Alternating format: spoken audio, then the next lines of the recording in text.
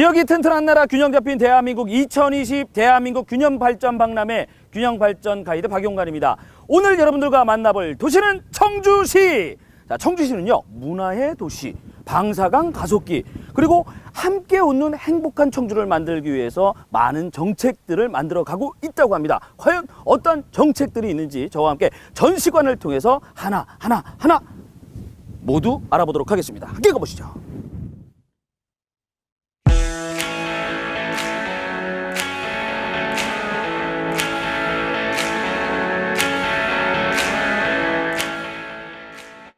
균형발전 박람회, 여기는 청주 전시관입니다. 청주 하면 머릿속에 딱 떠오르는 게 양반의 도시 청주 이런 게 나와요. 네. 그런데 이제는 이런 말보다도 다양한 청주의 모습이 있죠. 네, 자, 맞습니다. 과연 청주 어떤 곳인지 소개 좀 부탁드릴게요. 네, 청주는 1500년의 역사와 전통을 자랑하는 오래된 도시이자 미래를 향해 가는 첨단 도시입니다.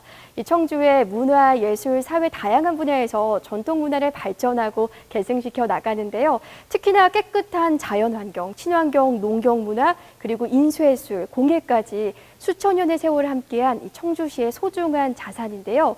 이제는 대한민국의 국도의 중심인 청주시가 경제 성장 속도를 한 걸음 더 나아가려고 합니다. 그래서 KTX 오송역과 청주국제공항 등 전국을 연결하는 다양한 교통망과 함께 오송의 바이오 산업, 청주 오창의 IT 산업은 물론 방사선 가속기 유치로 나노 산업까지 미래 첨단 산업의 전진 기지로서 이 세계가 주목하는 도시가 될 겁니다. 그렇군요. 생명도시 청주. 네. 자, 그린 뉴딜 정책, 다양한 정책들이 이루어지고 있습니다. 우리가 1차 산업 농업을 간과해야 되겠습니까? 안 해야 되겠습니까? 안 해야죠. 지켜야 됩니다. 어떻게 맞습니다. 지키느냐? 천천히 함께 발전시키면서 저희들이 지켜나가야 될 텐데, 똑똑해지는 농업.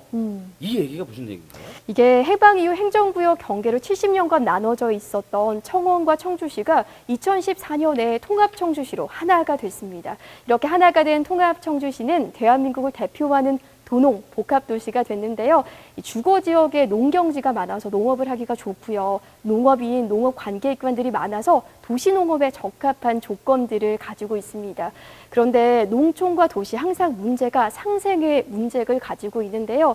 이 과제를 해결하기 위해서 로컬푸드 직거래 장터와 매장을 확대해서 농가 판로를 늘리는 데 노력을 해왔습니다.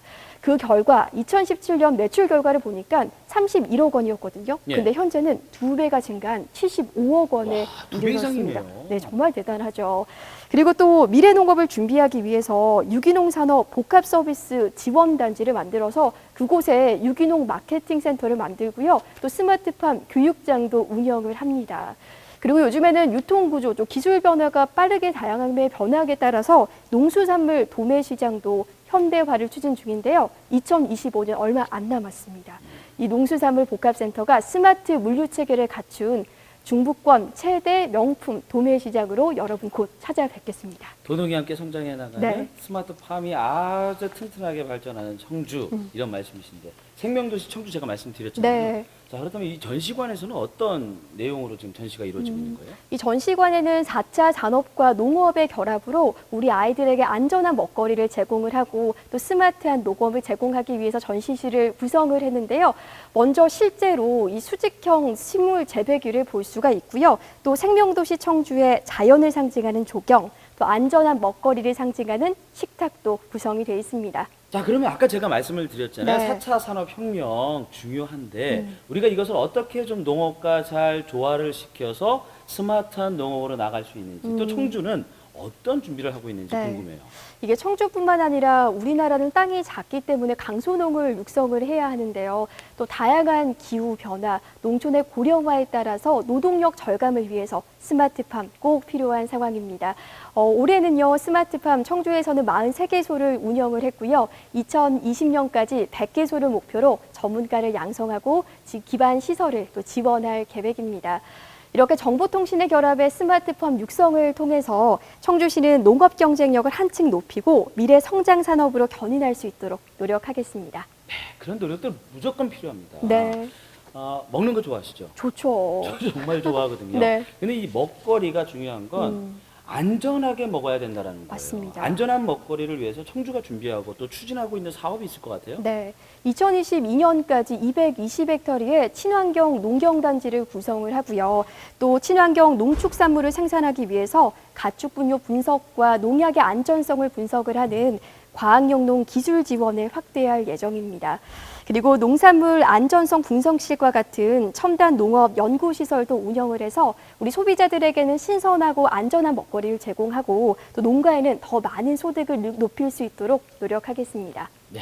자, 도농이 함께 성장하는 청주, 생명도시 청주 느꼈습니다. 그린 뉴딜 정책 이렇게 만들어가고 있군요. 네. 자, 그렇다면 이제 우리 미래로 가야 되거든요. 맞아요. 디지털 뉴딜 정책, 청주는 또 어떻게 준비하고 있는지 이쪽으로 이동하면 되나요? 네, 알겠습니다. 그럼 좋습니다. 이쪽으로 가서 네.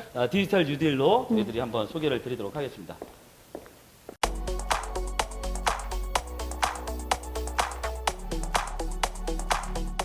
자, 그럼 여기가 지금 디지털 뉴딜 정책을 만날 수 있는 곳입니다. 네, 맞습니다. 야, 그렇습니다.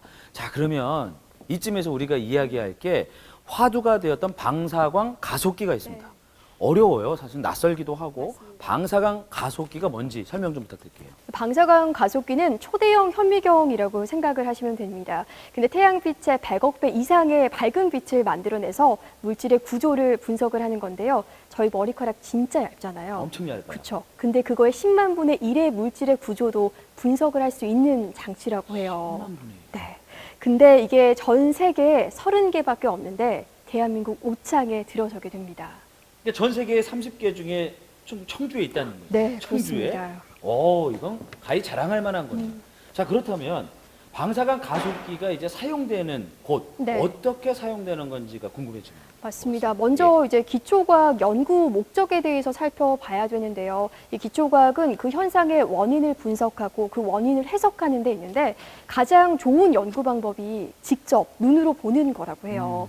근데 이 초대형 현미경으로 이 반도체, 디스플레이, 에너지, 신약 개발 등 작은 물질의 구조를 분석을 해서 다양한 분야의 성과들을 기대를 할 수 있는데요. 아, 그렇군요. 네. 그리고 신종 인플루엔자의 치료제인 타미플루도 그렇고요. 에이즈의 개발약도 이 방사광 가속기가 숨은 공신이라고 하거든요. 코로나19 진짜 걱정이잖아요. 그럼요. 이 코로나19 백신도 기대해봐도 되겠습니다. 앞으로 세계의 어떤 그런 신약 개발이 거의 청주로 네. 집중이 되겠다라는 생각이 좀 드는데 미래도 기대가 됩니다. 자, 그렇다면 이 방사광 가속기와 함께 청주가 계획하고 있는 것들이 많이 있을 것 같습니다. 네, 어떤 계획들을 좀 갖고 있을까요? 이 청주 시민의 든든한 지원 아래 미래의 산업인 이 제4세대 다목적 방사광 가속기가 유치가 됐습니다. 물론 오창에 유치가 됐지만 국가적인 시설인 만큼 이 시설 이용에 어려움이 없도록 이 정주환경 조성과 기반 시설 지원에 최선을 다해서 대한민국 과학계가 빛날 수 있도록 노력하겠습니다. 네, 지금까지 여러분들과 함께 청주시 전시관 디지털 뉴딜관 살펴봤습니다. 김세희 아나운서의 자세한 설명 들으면서 하나 만나봤는데요. 방사광 가속기를 통해서 더욱더 큰 균형 발전을 꾀하고 있는 청주시 함께 응원하도록 하겠습니다.